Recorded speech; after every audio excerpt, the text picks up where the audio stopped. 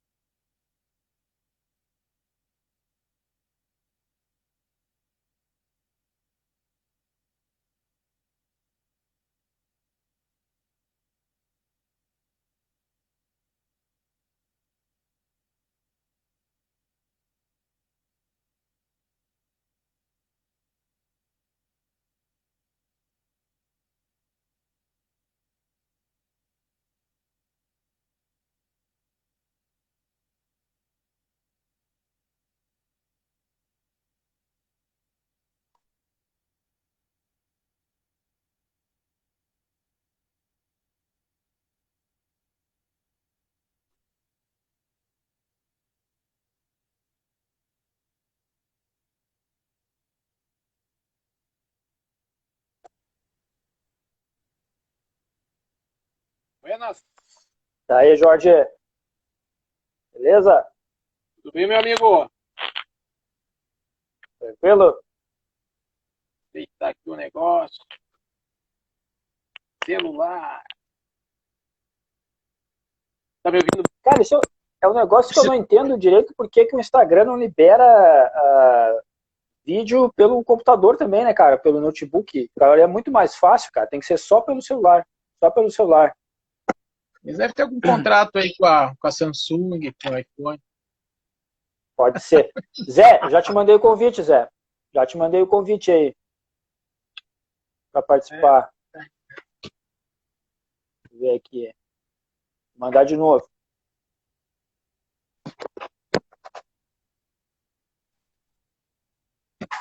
Acabei de mandar. Ao vivo e a cor. Aí. Agora sim. Cara, só gente bonita. Olha elegante aí, e sincera. senhor Jorge. E aí, professor?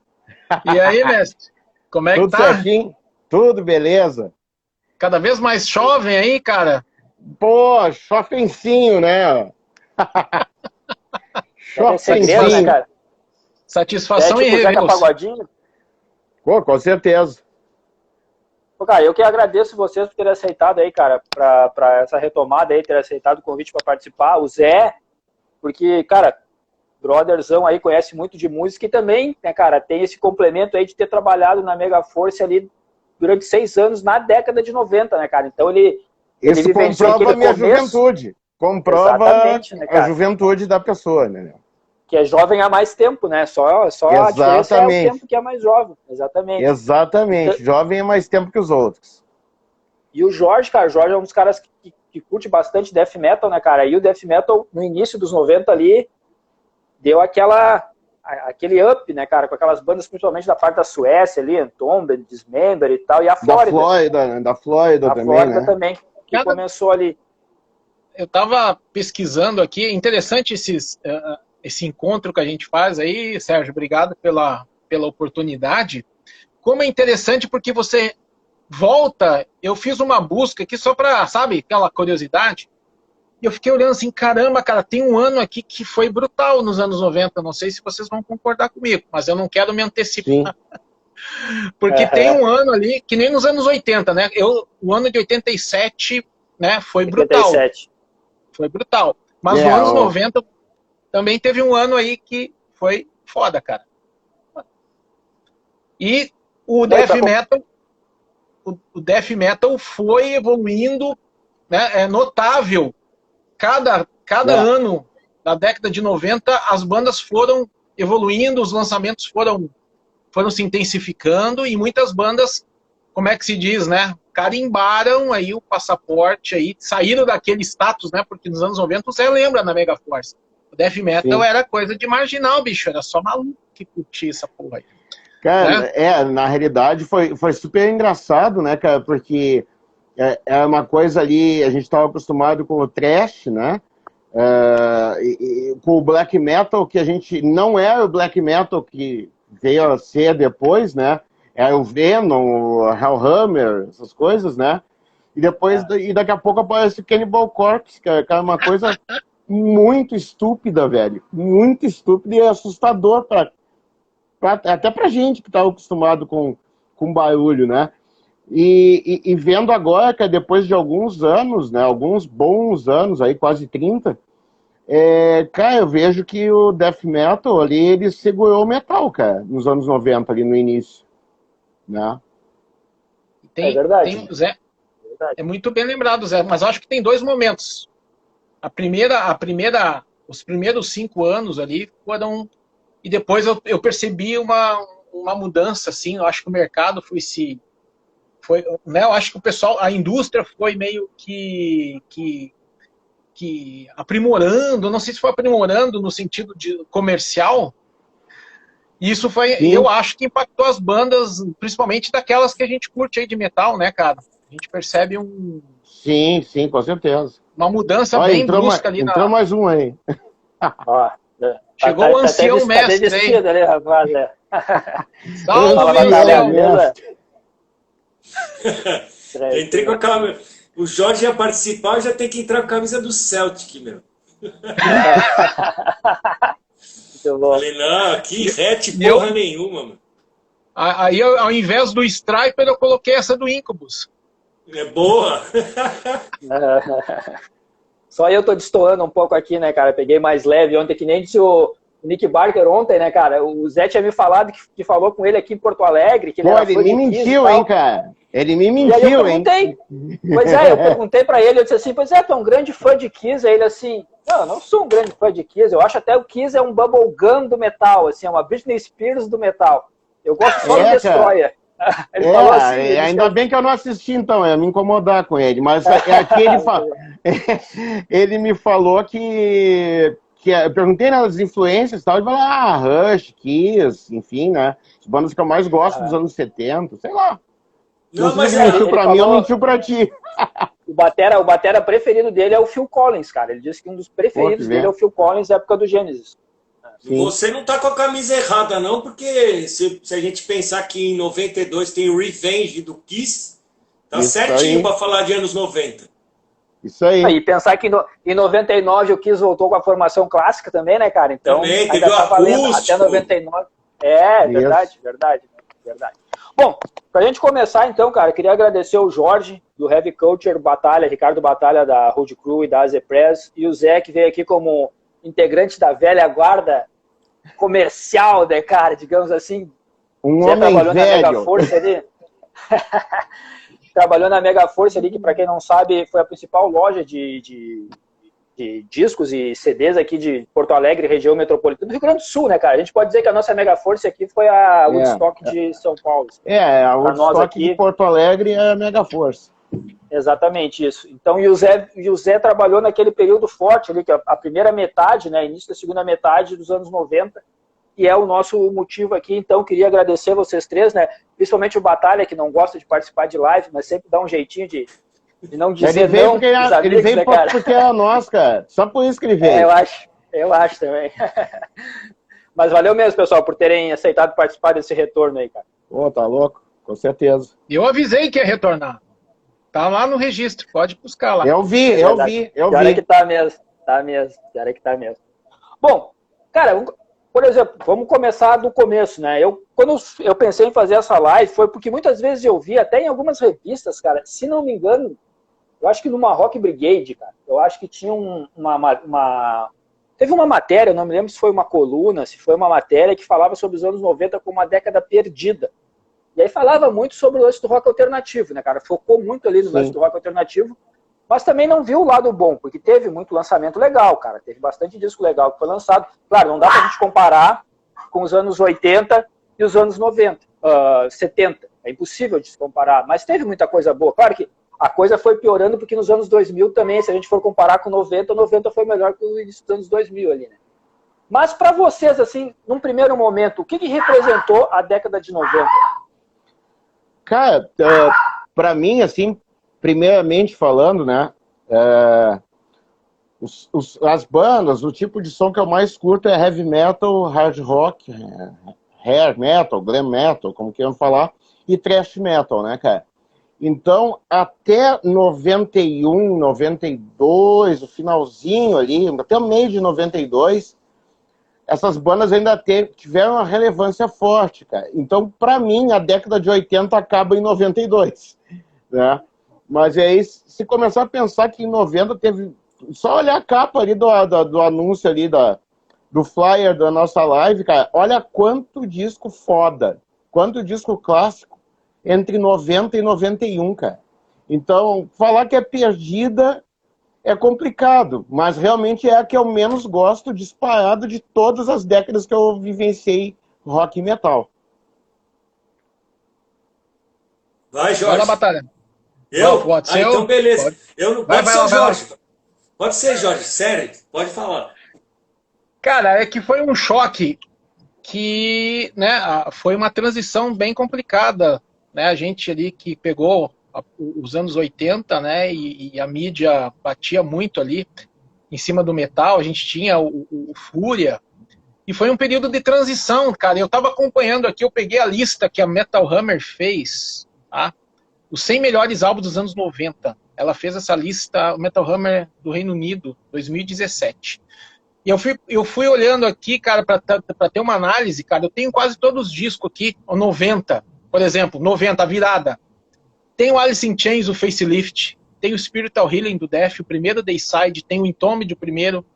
Tem o Painkiller, tem o Rust in Peace, tem o Cowboys from Hell, velho. O Lights Camera Revolution do Suicidal. Olha, e o Slayer Season in the Abyss. E eu não falei o Jane's Addiction por implicância. Tá? Deixa aí, tá deixa ele aí. Deixa eles lá. Mas, tava indo bem, cara, deixa eles lá. Cara, tá, eu separei. Tá lá, quem quiser busca na internet ali. Cara, só esses aqui, meu, são disco top, tá? E aí o 91 também não fica atrás, cara. Tem o Guns aí que vocês curtem, né? O Use Your Illusion. Tem o Cathedral, tem o Metallica, o Black Album. Tem o Blessed and Sick do Morbid Angel. O Ozzy, o No More Tears. O Arise do Sepultura, o Bad Motorfinger do Soundgarden, que eu acho que o que mais marcou pra mim foi essa... O pessoal não gosta do grunge aí, por implicância, mas, cara, o Bad Motorfinger do Soundgarden é um clássico dos anos 90 pra mim, e os dois discos do Alice in Chains ali, fantásticos, tá? Saindo um pouco ali daquele tradicional metal que a gente conhecia, cara. Mas então a lista vai, cara, e você vai falando, cara, eu tenho muito disco aqui, 91, 92, 93, 94. Então não é, eu não considero perdida. Vai muito, né? O aspecto visual dos anos 90 foi chocante para mim, porque eu olhava Rock Brigade, aquelas coberturas de Lollapalooza, era para matar o cara, né? Era os caras, uma gente esquisita, pelada, e a gente todo tradicional, né, cara? Naquela época, né? Hoje pode ficar pelado que a gente não se importa, né? Mas naquela época, assim, o Red Hot Chili Peppers com aquele jeitão, a gente foi complicado. Cara com as meias nas mangas e tal. Complicado, né?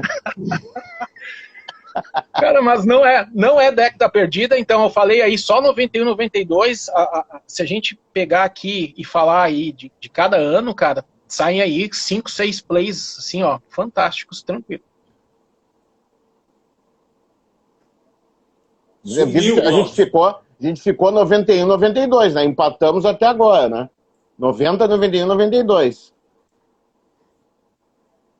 93 começa a ficar estranho. Batalha. O Sérgio Omar tá atrasado ou tá sem áudio, mas eu vou falar tá sem áudio aí, meu. Vai lá. Eu não escutei nada do que ele falou. Pô, mas... falando um monte de coisa, eu tava com o microfone desligado aqui, cara. Agora tô ouvindo. Agora vai. É o nervosismo por causa do Grenal. O Grenal é só às 9. Grenal é só às 9. Cara, eu vou olhar a novela e não vou olhar o Grenal, cara. E dizer isso aí. Não, fazendo um parênteses nisso que o Jorge falou do Lollapalooza, né? Que a gente se apavorava com o visual dos caras lá nos anos 90, a gente tem que se apavorar com o visual do Lollapalooza de hoje, né? O Lollapalooza de hoje, sim. Hoje tá complicado. Ainda tinha um resquício de rock and roll naquele Lollapalooza. Hoje em dia complicado, né? Mas, Batalha, a palavra aí, cara. Eu concordo com o que todo mundo falou. Eu não estou aqui para bater na década de 90. Não, quem fala que foi uma década perdida, ele que está perdido porque não procurou direito. O cara que fala isso. O que eu falo mal da década de 90 foi a sacanagem que fizeram, porque todo é cíclico, a cada 10 anos muda. Agora, você acabar com um negócio na sacanagem, foi um momento empresarial. Então, assim, as gravadoras resolveram mudar o budget. Eu investia em 10 bandas de hard, agora vai ser uma só de grunge. A MTV, que se foda todos os vídeos de vocês, agora o que me interessa é camisa de flanela. Então, assim, o que me dá raiva é esse tipo de coisa. Porque levou quem estava no mainstream pro porão para tocar nos lugares minúsculos. Só que, assim, em contrapartida, vai perguntar para Sepultura, Metallica, Aerosmith, Skid Row, Guns N' Roses, Pantera, Dream Theater, Van Halen, para as bandas de black metal, de death, de gothic metal, de doom, se a década de 90 foi ruim. Então ela também teve essa diversidade. Pergunta pro Prong se foi ruim, para esse tipo de banda, pro industrial, tem cada coisa boa.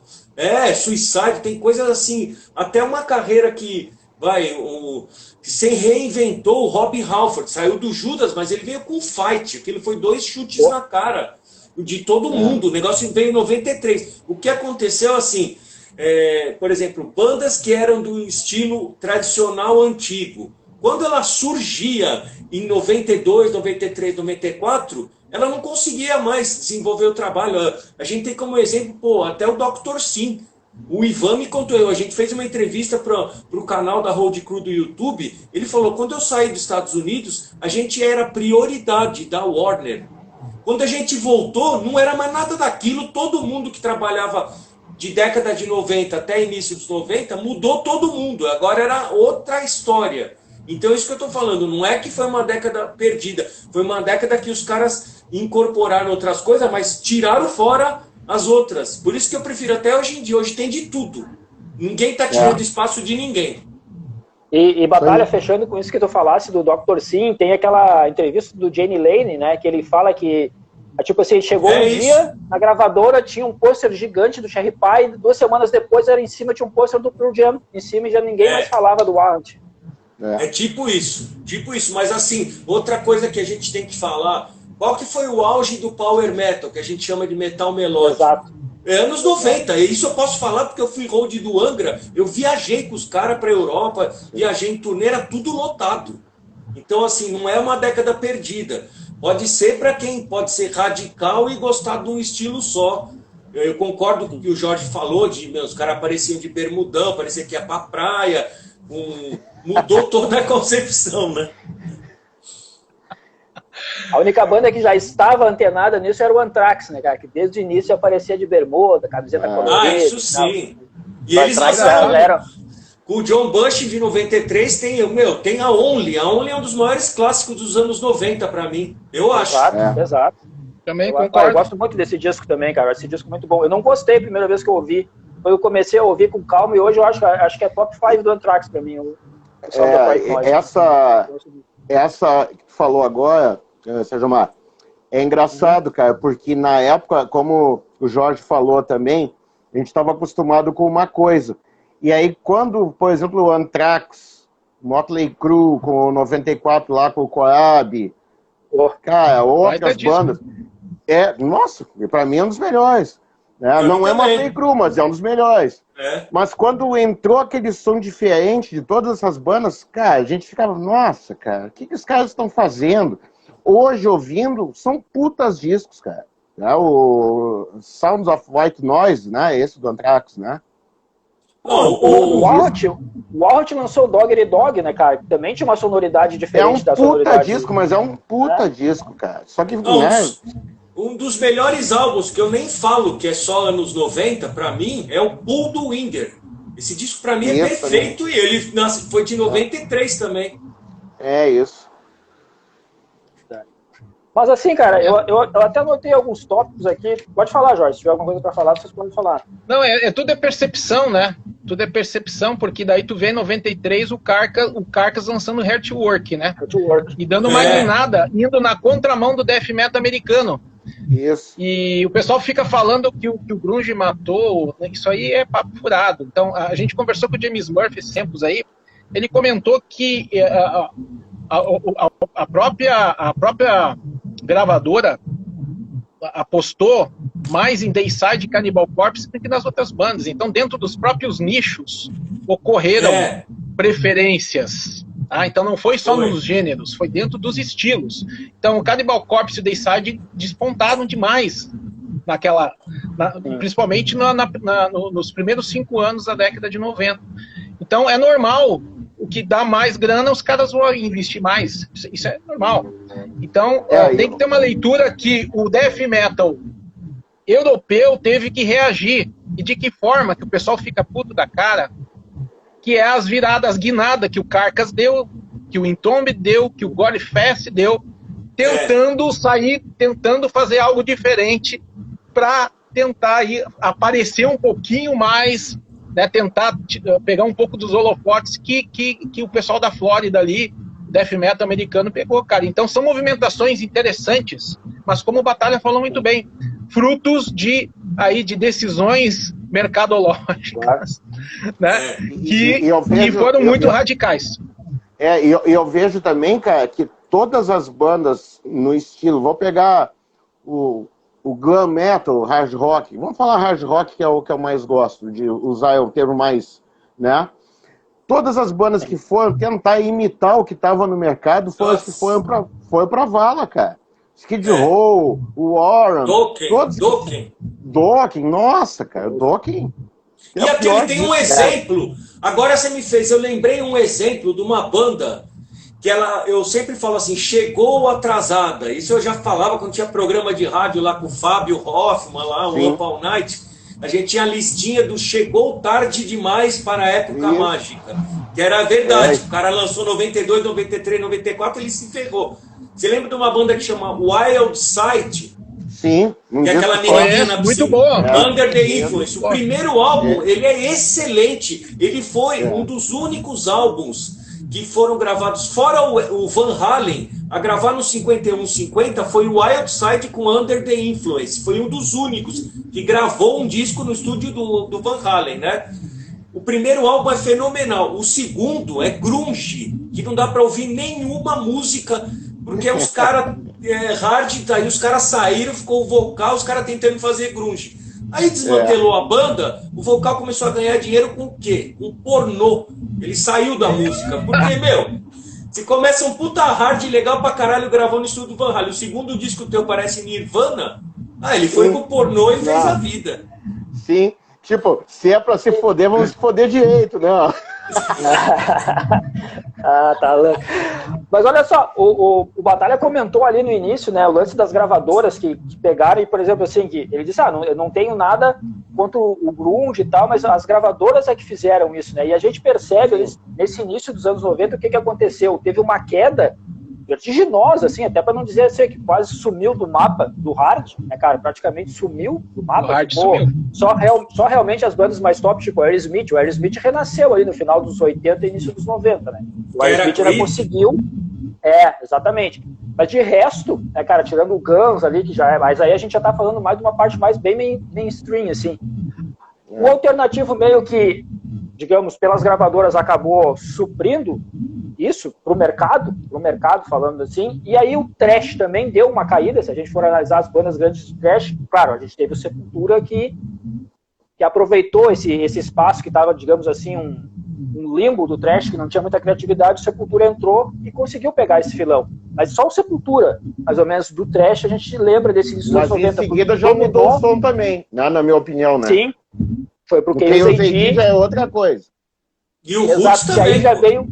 E já veio o Pantera, né, cara? E o Pantera, que foi quem ditou as regras, porque a gente pega o Machine Head e Burn My Eyes, também é dessa época. São álbuns, assim, que carregavam no peso e tinham um certo groove.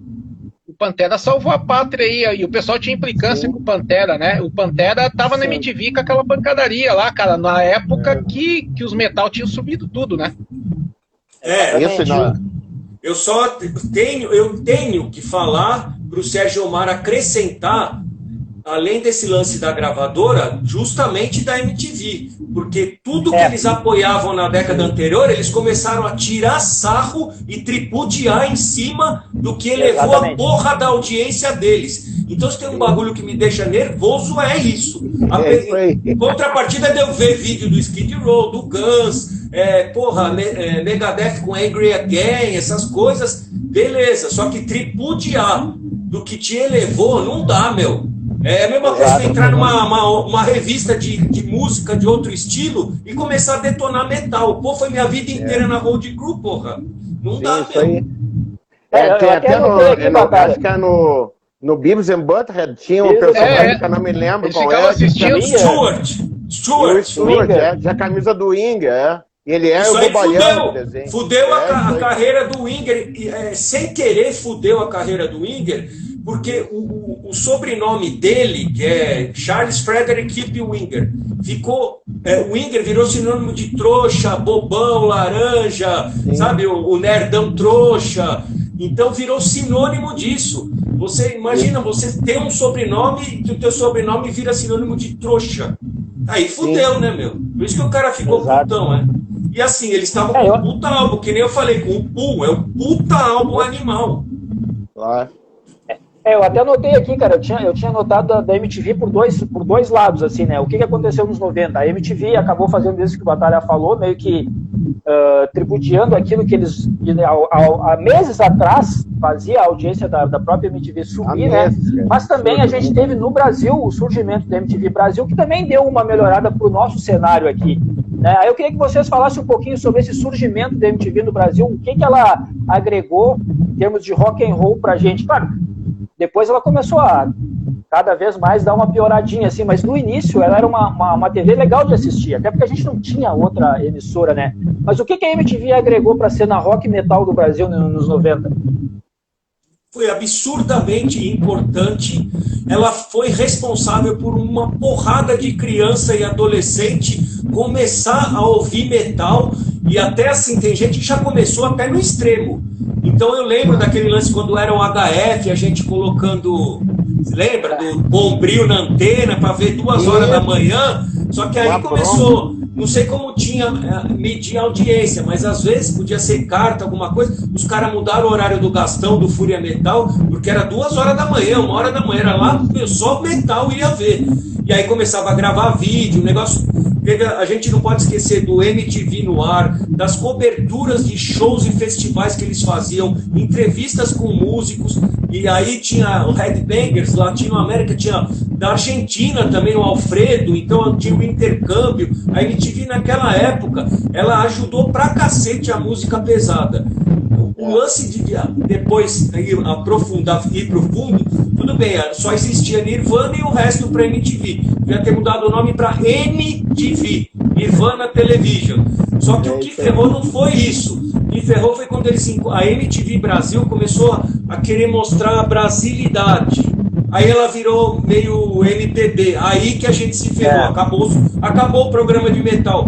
Porque esse papinho que fala que não tinha o que mostrar de banda, meu, era uma por semana tocando ao vivo lá em estúdio, vocês lembram, né? Sim.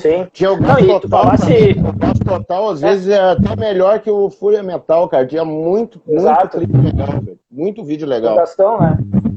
Isso. Na tarde, acho que 5 da tarde, algo assim. Eu lembro, o Batalha falou de festivais, pô, Monsters of Rock, cara, eles transmitiram, não era nem em flash, assim, eu lembro aquele do Manowar, Megadeth, eles transmitiram, cara. Hollywood Rock, né? Isso. Lembra do Hollywood Rock? Cara, eu não sei se algum de vocês está com uma TV ligada aí perto, tô ouvindo um barulho, não sei se vocês também estão ouvindo. Eu tô, mano, um ventilador aqui. Pode ser ventilador. Vou desligar o meu aqui. Pode ser ventilador. É que tá um ruído forte assim, ó. E aí fica no fundo. Eu não tenho nada. Você que tava escutando um true black metal, hein? Mas aí era uma caixinha de abelha no fundo, né, cara? E do Zé, a experiência do Zé ouvindo Dark Throne pela primeira vez, né, Zé? Agora foi. Tava um helicóptero. Sabe, cara, eu lembrei agora, clipe do Type O Negative, lembra? Passava toda hora também. Esses, cara. Sim, pô, verdade. Eu que sou fã de filme de terror pra caramba, velho. Quando eu vi aquele vídeo, eu digo, nossa, quem são esses caras, velho? Que coisa massa pra caralho. Digo, pô, o som, né? E olha o louco Vampião e tal. Eu digo, porra, velho, se não fosse MTV, a gente talvez ficaria...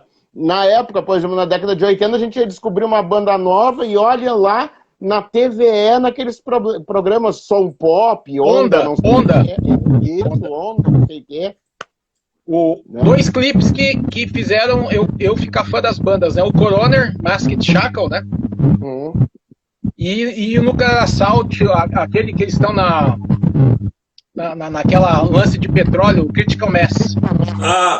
E teve depois Marcante. Something Wicked. Lembra Something Wicked do palhaço? Isso, do palhaço, Que já é um disco que eles estão tirando meio pé da velocidade, já tá mais... Isso. E depois o Slipknot copiou. O Slipknot copiou a base, né, depois.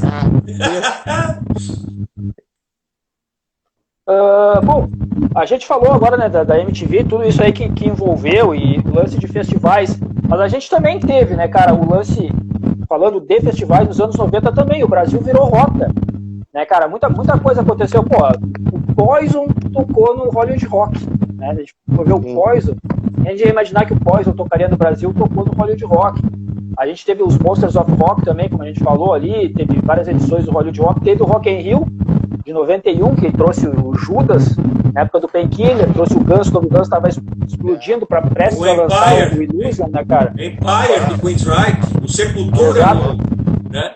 Megadeth lançando o Rust in Peace, né, cara? Então, esses festivais também, eu acho que nos anos 90, eles também ajudaram muito a sedimentar mais a base metal, apesar do metal não tá tão em alta assim, eles também ajudaram a sedimentar essa base de metal, né, cara? Pra mim o evento, talvez se fosse classificar qual o maior evento metálico dos anos 90, eu consideraria a volta do Judas Priest no Rock in Rio. Foi demais. Foi chocante. Pra mim, foi chocante. Pra mim, não sei pra vocês. O mais chocante que eu ia dizer pra vocês agora, né, também no negócio dos anos 90, Brasil já é complicado de ter shows, né, cara? Já tava começando. Porto Alegre, pior ainda, né? E eu me lembro que em 92 a gente teve num espaço de 2 meses o Sabá com o Dio, que pra mim até hoje é o show... Nossa! Eu perdi esse, cara. Show da vida, né? Pra mim até hoje é o meu show. Eu vi o Iron Maiden, cara. Isso, e aí um pouco depois o Iron Maiden, no Fear of the Dark, com uma coisa inédita. Os caras vieram com uma banda abrindo, que era o Thunder. Imagina, cara. E depois, acho que 2 meses depois, o Skid Row no auge, que é na turnê do Slave to the Grind. Eram coisas que, cara, é impossível imaginar na época. Eu pensei, cara, show que não terminou, né? Mais 10 anos pra ver mais alguma coisa. Show que não terminou, né? Show que não terminou. Jogado uma bomba no maluco lá. Tu tava nesse show aí? Não tava, cara. Tava com uma infecção na garganta e não pude ir nesse show. Mas tem esse lance, hein? Anos 90 pode ficar marcado como o fim de 2 bandas por causa de show no Brasil, que é o Skid Row e o The Cult. É. O The Cult não por causa dos shows no Brasil? O Skid Row... Foi, depois que eles tocaram a turnê daquele disco The Cult do Bode, saiu um puta pau, só que eles tocaram aqui, eu fui em todos os shows do The Cult no Brasil. Aquele foi disparado o pior. Os caras estavam tretadaço, muito louco. E tem uma coisa que eu gostaria de falar também, que para não ficar só nas costas da MTV, das gravadoras, muitas bandas implodiram por treta pessoal, excesso de droga, excesso de bebida, e aí um não aguentava o outro, rolou soco, rolou um monte de coisa, as bandas implodiram. Isso daí não só no exterior, né? A gente sabe de exemplo do Brasil também. Esse show do Cult aí, Batalha, que falou, foi ruim. Um amigo meu foi em 94 ou 95, eu não tenho certeza, né? 94, acho que foi. Ele flagrou a hora que o Westbury tocou o pandeiro do batera, cara. Então, tava um clima péssimo. É por isso que eu falo que você passa lá 10 anos muito louco, chega uma hora que explode tudo, né? E foi explodir essas tretas nos anos 90. Então muita banda implodiu, não foi culpa de empresário e tal, que os caras falaram, eu não vou contratar essa banda, vocês só dão vexame, só brigam. Então rolou isso também. E o do Skid Row foi abrindo pro Iron, foi no Monsters, né? Na realidade, quando o Skid Row acho que tocou depois do Raimundos, eu acho, se não me engano, ou antes do Raimundos, e aí jogaram coisa no Skid Row e tal, e aí o Sebastian até falou, né, que ali foi o final da banda mesmo. Acabou lá. Verdade. Skid Row Cara, também agora falando de foi pra bomba baixa. Skid Row não, e também tinham feito antes na turnê o disco da turnê é Lomba Abaixo também, né? Que é o Subhuman Race. Né? Sim, verdade. Agora falando um pouquinho, falar um pouco mais direto também, o Zé pode dar um testemunho mais aprofundado, porque ele trabalhava em loja, né? Como é que foi, Zé, essa transição, digamos assim, porque nos 90 foi também a explosão do CD. Né? A gente tinha o vinil ali, aí começou os 90, começou aquela troca de vinil por CD, quem tinha vinil começou a trocar, às vezes o cara trocava 2 vinil por um CD, foi aquela loucura. Eu tenho um amigo que até hoje diz assim, pô, me arrependo de ter trocado meus vinil tudo por CD, né, cara? Tem muita gente que se arrepende. E como é que foi, Zé, pra quem vendia na loja ali, cara, essa transição e também o lance assim, ó, o que mais vendia nesse momento? Era aquele death metal que realmente começou ali? Como é que foi para as lojas essa transição aí? Foi bem uma transição mesmo, cara, porque quando eu comecei na loja, eu comecei no final de 90. E bem no divisor ali, cara. Eu tava começando a chegar CD, que ainda é mais caro que o LP, mas ainda tinha. A gente recebia no estoque caixas de LP, cara. Eu me lembro quando chegou o Painkiller, cara. Nossa, cara, caixas com 300 LPs. Né? Eu já peguei o meu aqui, ó, desconta no final do mês. Esse aqui eu vou levar. Não recebia nada de salário. Ficava tudo lá. Imagina o bêbado trabalhando no bar, né, cara? É isso aí. Daí eu, peguei o Painkiller. Então foi bem isso, cara. Começou a troca, entendeu? Tanto mas logo em seguida começa a entrar os CDs, né? E na Mega Force, assim como em várias lojas do Brasil, tinha a prática das fitas, né? Que é das fitinhas cassete, fazer as cópias e tal, fazer a fitinha, né? Então, cara, o que começou a entrar direto... Eu me lembro que, assim, as primeiras que me chamaram a atenção logo que eu entrei, olha isso, foi o Slayer, né? O Season the Abyss, o Anthrax, Persistence of Time, o Lynch Mob, o Wicked Sensation, e o Don Dokken, o Up From The Ashes. Eu me lembro que... E veio, acho que... e o Queen's Rush, o Empire. Entrou esses CDs, assim, eu digo, quero copiar, né? Eu vou copiar pra mim. Beleza. Cara, e aí foi indo, os CDs todos importados, né? A maioria de LP, logo em seguida, saiu o Queen's Rush, saiu o Painkiller, o Empire, saiu o Judas Painkiller, o Rust in Peace, por causa do próprio Rock in Rio, né? E foi indo, cara, só que a gente vendia muita fita gravada, porque é uma coisa que cara, todo mundo podia ter aquele disco, por exemplo, do Cannibal Corpse, ou do Morbid Angel, que ninguém sabia o que era, e aí botava aquela barulheira na loja, cara, os caras ficavam olhando, cara, o que é isso, cara? Adorei, imagina o Carcass, o primeiro do Carcass, então. Então, e é isso, sabe, mas tinha ainda a clientela tradicional, mas a gente vê que ao mesmo tempo começava, principalmente depois do Rock in Rio, cara, 2, né? Começou a entrar uma gorizada, uma meninada muito nova atrás de coisas novas. O que tem de mais barulhento? Cara, eu quero ver aquele Cannibal Corpse lá que estavam mostrando pro outro cara ali, quero ouvir. Quero ouvir. E as coisas tradicionais, Slayer, essas coisas mais assim, e é tudo, né, cara? Saía sem precisar mostrar. Ao mesmo tempo, o Batalha citou ali as bandas de hard rock que chegaram depois. Cara, chegava muito CD, né? Eu me lembro bem do Wild Side, chegava muito CD importado, que aí o dono da loja comprava um só para fazer as cópias e a gente mostrava. E tinha aquele público do hard rock, do heavy metal ainda, mas, cara, eu vou dizer para vocês, é uma... 1 para 10. Todo mundo queria Cannibal Corpse e logo em seguida o Pantera, cara. Quando chegou o Pantera, aí foi destruidor, assim, cara. Pantera era o que eu vendia todos os dias, né? E Ramones, cara, porque daí teve o show do Ramones também, em 91, né? Excelente, foi muito massa, assim, ter... 90 realmente. Ramones foi marcante nos anos 90. Foi. Teve, logo Continuou. Isso, O Ramones nos anos 90 lançou o melhor disco da carreira deles, pra mim, que é o Mundo Bizarro, né, cara? excelente. E eram também... Claro, depois o disco saiu, o disco da turnê, o disco ao vivo, a turnê passou aqui no Brasil, né, cara, que é o Loco Live, né? Então o Ramones é da hora, cara. Apesar de ser uma banda antiga já, né, não é totalmente metal, vamos dizer assim, mas vendia, cara, eu me lembro que eu gostei, sempre gostei, chegou um ponto, cara, que eu não aguentava mais ouvir, porque eu tinha que estar mostrando as fitas. Eu falava, cara, dava vontade de dizer, cara, compra um, compra todos, cara, é tudo igual, vai gostar de todos, não tem, né? E foi isso, cara. Mas foi bem diferente, foram coisas bem marcantes, cara, o negócio do death metal, do cara aprender, assim, puxa, cara, mas isso é muito barulhento, né? Eu tenho uma situação da Megaforce, você que gravava as fitas lá, Zé? Não, é o dono.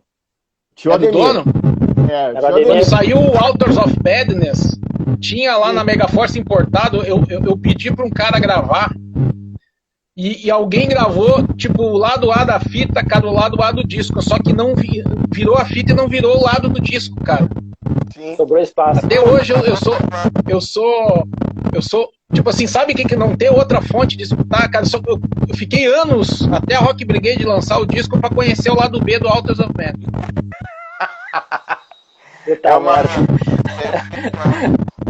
Cara, e super engraçado. E aquela banda que começa com N e termina com Ivana, quando chegou o disco, cara, eu me lembro que é aquele mesmo que todo mundo gosta, né? Do menininho lá. Não vou citar o nome do álbum. Eu me lembro que ele ficou... chegou a ser importado e ele ficou, acho que uns 3 ou 4 meses na prateleira. Antes de sair nacional, de rodar MTV, o Ademir, o dono da Megaforce, ele era bem antenado, assim, ele pegava muito rápido o que saía fora, né? E aí, cara, o CD ficou ali uns 3, 4 meses sem tocar, a gente não encostava. Eu ficava olhando, que merda é isso aí, cara? Sabe, a gente não sabia. De repente, estourou na MTV, cara, a gente começou a vender fita daquilo ali como água, cara. Por causa do clipe, logo em seguida chegou o LP, e aí nesse período a gente vendia LP e CD. Comprava o LP era mais barato, quem já tinha tocado disco comprava LP, quem estava querendo se modernizar, né? E tinha um pouquinho mais de grana, comprava o CD porque já tinha compact disc. E era bem isso aí, cara. Eu me lembro como se fosse ontem, assim, cara. O CD do Nirvana ficou na prateleira uns 3 meses sem ninguém saber o que era. Zé, mas falando agora da venda de discos, cara, o Batalha comentou antes ali, né, da explosão do metal melódico. Uhum. Chegou a pegar esse período, era o que mais vendia, porque eu lembro que uma vez eu falei com o Ademir, cara, eu não me lembro o ano, mas eu perguntei pra ele assim, o que mais saía, assim, o que mais vendia dentro da loja, o que tinha mais saída. E ele me falou que era metal melódico, cara, e o black metal, mas aquele black metal do corpse paint, da gritaria, ele tava dizendo, os que mais vende aqui. Vende mais é o melódico, mas depois disso o que mais vende é o black metal. Na realidade, cara, eu me lembro do Angra. O Angra saiu o Angels Cry em 94, né? 93, o final, 94, acho que foi. Vendeu pra caramba as fitas primeiro e depois os CDs, cara. Mas ainda não tinha dado o boom, assim, tinha Blind Guardian, tinha... Cara, pra eu ter uma ideia, não tinha Hammerfall. Quando eu tava na loja, não existia o Hammerfall ainda. Edguy, não tinha chegado essa leva ainda. Tinha o Blind Guardian, que eu me lembro que a gente sempre falava, o cover ali do Halloween, ali do Walls of Jericho, né? Mas eu peguei, isso aí foi um pouco depois, cara. Na minha época, Pantera, Nirvana e Death Metal, cara. Death Metal, principalmente o americano. Aí depois chegou ali Dismember, Grave, Gorguts, aquelas outras bandas aí. O Cannibal, os americanos, é super engraçado, porque o Cannibal Corpse, Morbid Angel, isso aí já saiu pelo nome. E aí, sabe como é o vendedor, né? Que chega assim, cara, gostou do tal aqui, do Morbid Angel? Vou te mostrar aqui o Grave, aqui talvez tu goste. E o cara comprava. A gente empurrou muita banda ali europeia na carona dos americanos, mas os americanos vendiam muito mais, cara, com certeza. Dayside, né? Dayside, Morbid Angel, Obituary, Death. A Death é antes um pouco, né? Mas muito, assim, com certeza. E podemos considerar um dos maiores, como é que se diz, desilusões dos anos 90 foi o Glenn Benton não ter se matado, né? Ele prometeu, Prometeu, eu lembro disso, cara. Pô. É muito fácil, né? Abrir um site e ver essas coisas que os caras falavam. Mas eu não me lembro muito bem como é que essas informações chegavam pra gente, né, cara? Revista. Porque assim, a gente não pode esquecer que anos 90 inteiro, até chegar ao começo dos anos 2000, foi o auge de revista de metal no Brasil. A Road Crew começou como fanzine em 96, mas depois teve um boom que a gente tinha 9 revistas de rock e metal aqui na banca, tinha um monte para você comprar. Então foi o auge aquilo lá. Aquela década foi o auge. Eu não acho. Assim, hoje só tem a Road Crew, mas você acha que eu acho legal isso? Só tem uma. O mercado consumia várias, meu. Hoje só tem uma, mas porra, naquela época tinha um monte. E foi o boom mesmo. Se não tivesse sido o boom nos anos 90, não existiria a Road Crew. Porque ela ia virar um fanzine e depois ia acabar. Só queria responder aqui, a Nath, ela perguntou aqui se o Angra, se o boom do Angra não foi depois que saiu a música na novela. Não, Nath, música na novela foi o Xamã. O Angra não teve música na novela. Foi o Xamã, uma novela das 7, não me lembro qual era, mas eu acho que era o Beijo do Vampiro. Mas não foi o Angra, não. O Angra não teve música em novela. Foi o Xamã. Falando agora de anos 90, cara, falando sobre o metal nacional, né, cara, o que aconteceu? A gente teve o Angra, né, a formação do Angra ali, que o André tinha saído do Viper, formou o Angra junto com o Rafael ali, que foi talvez aqueles 3, 4, 5 anos, os primeiros anos do Angra ali, foi quando a banda se solidificou e vendeu pra caramba, que eu me lembro onde a gente andasse, tinha um CD, disco do Angra pra vender e tal. Mas também teve o Sepultura, né, cara, que como eu disse, ele soube aproveitar esse meio, digamos assim, se a gente pode chamar de limbo, que o thrash metal tava acomodado, mas com o Arise, né, cara, porque depois quando veio já o Chaos e veio o Roots, né, são álbuns completamente diferentes, mas que o Sepultura soube explorar e se manter em cima disso, né.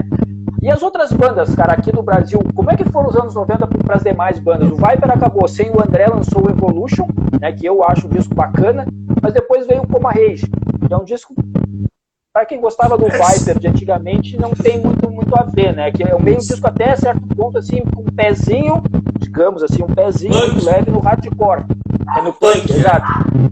Que, assim, como é que vocês enxergam esses anos 90 aí pro metal nacional? Eu acho que foi muito bom. Tem esse lance de transição.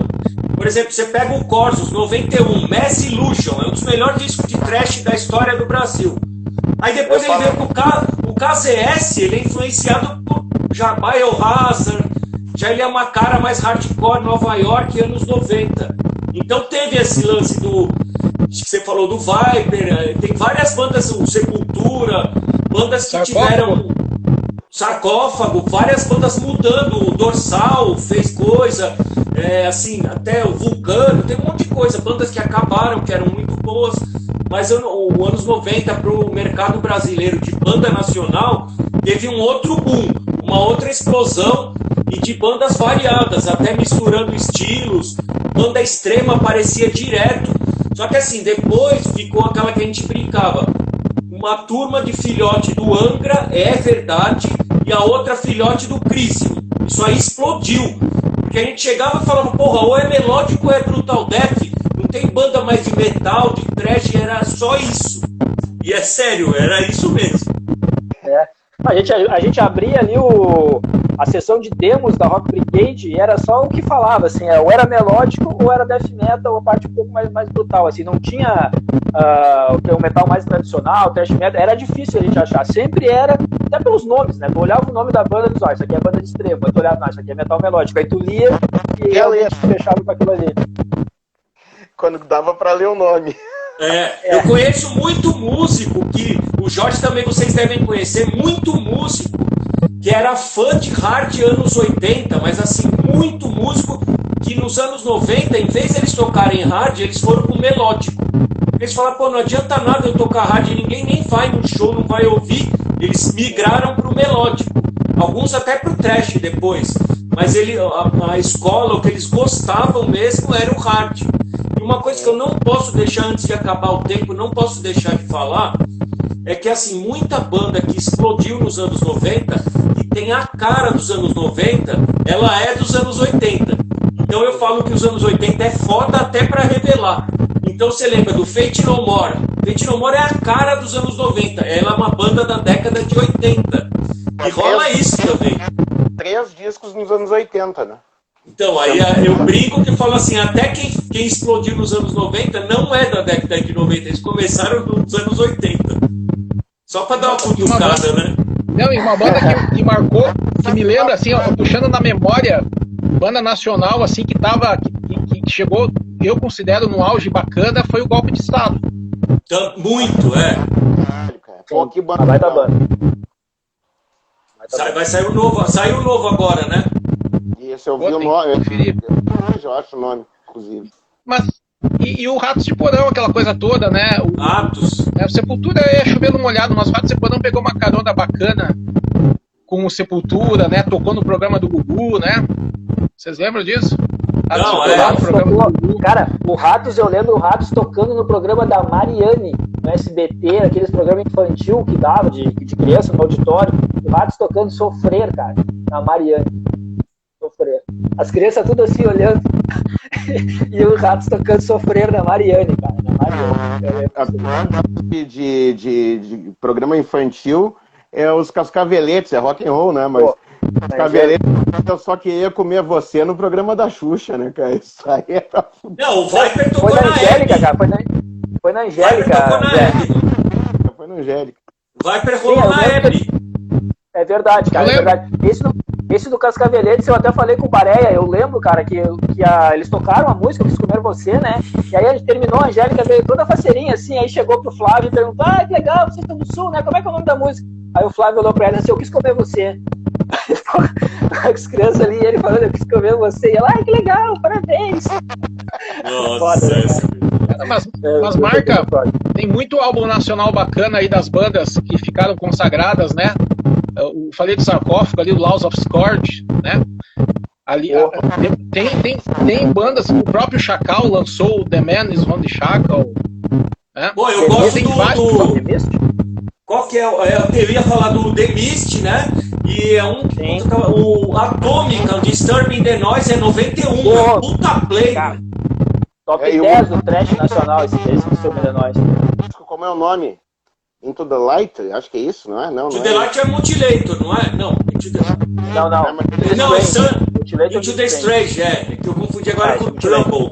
Mas esse é anos 80. Anos 80, é. Anos 80. Cara, antes da gente encerrar, eu queria perguntar pra vocês, assim, a gente falou, né, de várias bandas e vários discos que se tornaram até clássicos, assim, de muitas bandas que a gente gosta, né, o Zé falou do 1994 ali, do Motley Crue, que, cara, muita gente gosta, tem gente que acha até o melhor, eu acho que até o Fábio, né, é um dos caras que acha o melhor disco do Motley Crue. Mas eu Vocês citarem alguns álbuns assim que marcaram os anos 90 pra vocês, assim, que pra vocês é a cara dos anos 90, mas assim, pode até ser dentro do estilo, né, de cada um, assim, por exemplo, eu sei que o Jorge gosta mais da parte do death metal, assim, se alguns álbuns dos anos 90 ali, Jorge, que te marcaram aí, ou de outros estilos eu vou falar assim, ó, impactantes do meu gosto, o Forest of Equilibrium do Cathedral, quem me conhece sabe que foi uma bomba atômica. Trouxe todo aquele negócio do Sabá, que realmente a banda que falou o seguinte, nós somos do metal. Eles incorporaram o gênero que já estava lá no Candlemas, no Trouble, mas só que eles trouxeram isso de uma maneira compatível com a época. Isso. Então, o Forest of Equilibrium para mim é um clássico, o próprio Judas, o Painkiller, né? Falei do Soundgarden, tá? Bad Motorfinger, para mim é um puta disco, e o Dirt do Alice in Chains, e as podreiras aí pro pessoal aí, pra não falar, o Wolverine Blues do Entombed, pra mim também foi uma pedrada na cara. E gosta mais pra finalizar... do Left, Jorge? Oi? Tu gosta mais do Wolverine do que do Left? Cara, não dá pra comparar, é incomparável. Não dá pra, é alhos com bugalhos. É alhos com bugalhos. Então, momentos diferentes da banda, não tem como comparar. Não tem, é uma pergunta bem difícil essa, meu amigo. E eu vou colocar aqui um disco do Paradise Lost, que é um classicaço, que é o Dragon and Times, cara. Esse é foda. Escasso. Eu vou só, não vou citar os que o Jorge falou, eu vou citar discos, 2 que assim eu acho que são a cara dos anos 90, Metallica Black Album, No More Tears do Ozzy. No More Tears do Ozzy eu acho a cara total anos 90, assim. Aí eu vou citar 2 de hard, Hey Stupid do Alice Cooper, Winger Bull, que esse pra mim é um dos melhores discos que tem, né? E eu vou citar um daquele que chegou tarde demais, Double Eclipse do Hardline. Ah, esse é foda. Esse aí chegou aos 49 do segundo tempo, o juiz já tinha pitado. Na prorrogação? Foi. Isso. Zé, e tu, hein, cara? Ninguém falou do Fear of the Dark, né, cara? Pô, esse marcou também. Marcou, mas já é ali Bom, deixa pra lá. É um bom disco. É um bom disco. Não, Eu gosto, cara. Eu acho um bom disco. também, cara. Eu gosto. É Eu bom. acho que é o último disco que tem uma música clássica do Iron Maiden, que é Fear of the Dark. Meu gosto. Quick or Be Dead é legal. E Quick or Be Dead, Essa é legal pra caramba também. Day Humanizer, esqueci do Day Humanizer. Day Humanizer. Eu ia Vou me penitenciar hoje. Humanizer, cara. Todos, eu ia falar. O Dil que tá ali, Falha quando o grave, Dil olhou pra mim e fez assim, porra, meu. Falha Quadrinho do Dil. Ele até virou e falou, porra. Passinha de punição essa, cara. O Day Humanizer do Sabá, né? O Empire do Queen's Reich, o Judas Painkiller, né? Vou falar aqui, obviamente, eu não posso passar uma live sem falar nos caras, né? Que é o Revenge do Kiss. Esse né? é ótimo. Bom disco. Na realidade, cara, esse disco do Kiss é o tipo, eles assim, vamos começar a voltar de onde a gente veio. Do Creatures of the Night. 10 anos do Creatures Revenge, ó. É isso aí. E um disco que eu curto pra caramba, cara, que pra mim é o Alice in Chains, o Facelift, cara. Eu acho melhor. Esse é a cara dos anos 90 também. Porque esse disco, cara, pra mim, e o Alice in Chains, num geral, ele é uma banda de heavy metal e não tem nada a ver com grunge, cara. Entendeu? O grunge que nenhuma delas tinham a ver, né, Zé? Nenhuma banda lá se parecia. É o nome. Nenhuma banda era É o parecida. nome. Isso é o nome da cena. Olha, que não vai dar tempo, mas eu explicaria. New Wave of British Heavy Metal tá lotado de banda de hard. É o nome da cena. O Shy é hard, o Def Leppard é hard, tá cheio. Então é um nome. É o nome de uma turma. É isso aí. Vale destacar também a presença ali, ó, do início de uma cena psicodélica stoner com Corrosion of Conformity lançando discos fenomenais. Wise Blood, que é um dos meus preferidos. Ali tu vê o Monster Magnet aparecendo, né? O Electric Wizard, já tem disco nos anos 90, cara. Começa a aparecer várias alternativas e alguns estilos começando a dar os ares da graça. Muita coisa bacana aí. Até o Overkill, lembra? Lançou I Hear Black, meio stoner, né? Verdade. O nome é sintomático, né? I Hear Black. I Hear Black, exato. Eu vou citar 5 álbuns aqui, cara, que talvez até nem sejam assim, muito preferidos, assim, mas que 90 ali acabaram marcando, assim. Cara, eu não consigo fugir do vulgar Display of Power do Pantera. Eu acho também, que cara, anos 90. A capa já mostrava, assim, era realmente uma porrada na cara, né, cara? O Zé falou das fitinhas da Megaforce, eu conheci através de uma fitinha gravada da Megaforce, cara, o vulgar Display, porque um camarada meu, um primo dele morava aqui em Porto Alegre, e ele gravava e levava a fita pra ele. E aí uma vez eu cheguei lá e o cara, tem uma banda aqui chamada Pantera. Era o Pantera, cara, e o La Sex Orcisto do White Zombie. Tinha 2 fitinhas da Megaforce, eu lembro. Essas 2 fitas. Foram 2 fitas que eu ouvi e disse assim, porra, cara, o White Zombie parecia até o James Hetfield cantando, mas o Pantera, cara, quando começa aquele riff de Mouth for War ali, pô, cara, não tem, né? Não sobra pedra sobre pedra. outro disco, cara, que eu acho também foda foi o Rust in Peace, do Megadeth. Pra mim é a obra-prima do Megadeth. Se bem que a década de 90 pro Megadeth, aqueles 3 álbuns iniciais da década de 90, o Rust in Peace, o Countdown e o Euthanasia, cara, acho que até o Vilmar falou aqui, foram excelentes pro Megadeth. Essa primeira metade dos anos 90, né, cara, comercialmente, assim, eu acho que foi muito bom pro Megadeth. E, cara, eu acho que um álbum que meio que definiu um pouco também das nuances do metal, eu até poderia falar o Roots, mas o Roots criou o New Metal, então aí não dá pra falar. Não seria uma coisa tão boa assim. Mas o Chaos AD, cara, o Chaos AD, eu acho que ele meio que foi um divisor, principalmente pelo peso que o Sepultura imprimiu, assim, umas levadas mais groovadas, assim, um negócio não tão veloz, mas pesado. Eu acho que isso também influenciou muito, cara, até o próprio Pantera, né, cara, porque eles fizeram turnês juntos e tal ali, eu acho que acabou influenciando um pouco. Não que o Dimebag tenha pegado alguma coisa de Sepultura, mas eu acho que acabou meio que juntando, assim, acabou toda aquela turma ali, o Machine Head, por exemplo, se a gente pegar o Burn My Eyes, que eu falei antes ali, é um álbum também, groovadão, assim, pesado, mas groovadão. Eu acho que, cara, tem muito disco, como o Jorge falou aqui, eu fiz uma lista aqui, cara, tem uns 50 discos aqui, o cara fica falando aqui e vai. Um que ninguém falou porque ninguém é fã, eu acho, mas... E também eu não curto, mas eu curto muito, é o Images and Words, cara, do Dream Theater. Esse tem que falar mesmo. Ele foi importante. Muito. Foi importante, cara. Eu não curto, mas ele foi importante. Eu curto pra cacete esse disco, é o melhor do Dream Theater, e eu tenho a minha história que eu conto, já que todo mundo sabe, que eu sofri um acidente de carro escutando Images and Words, e eu passei anos sem ouvir esse disco, porque me vinha na memória eu estourar a cara inteira, a cabeça, mas, depois eu voltei a ouvir, fui em show, eu gosto pra caralho. Esse disco é sensacional, cara. Foi marcante, Mas beleza, então, cara, queria agradecer, então, Jorge, Batalha, Zé, brigadão por ter disponibilizado essa hora, a gente trocar uma ideia, relembrar momentos aí dos anos 90, né, e a gente acaba chegando à conclusão que realmente, né, o Batalha falou lá, quem falar que a década perdida é porque realmente não ouviu, não viveu aquilo ou não sabe procurar, pra dizer que a década é perdida, né, então... Eu tenho playlists no meu Spotify de 1980 até 96, todos os anos. Um monte de coisa que a gente falou, quase tudo, acho que tudo tá nessas playlists. Só dá uma fuçada lá que vale a pena. Beleza, então. Legal, cara. Mais uma vez, então, galerinha, valeu mesmo, brigadão por ter aceitado o convite para esse retorno aí. Queria dizer que toda quarta-feira, né, antigamente eu fazia 2 ou 3, agora eu deixei só para quarta-feira.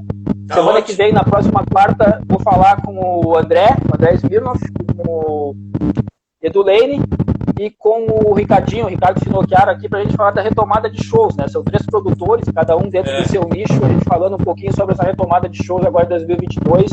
Quarta-feira que vem, 19 horas, quem quiser colaborar com o Pix aí, tá aí na tela, menezes76@hotmail.com.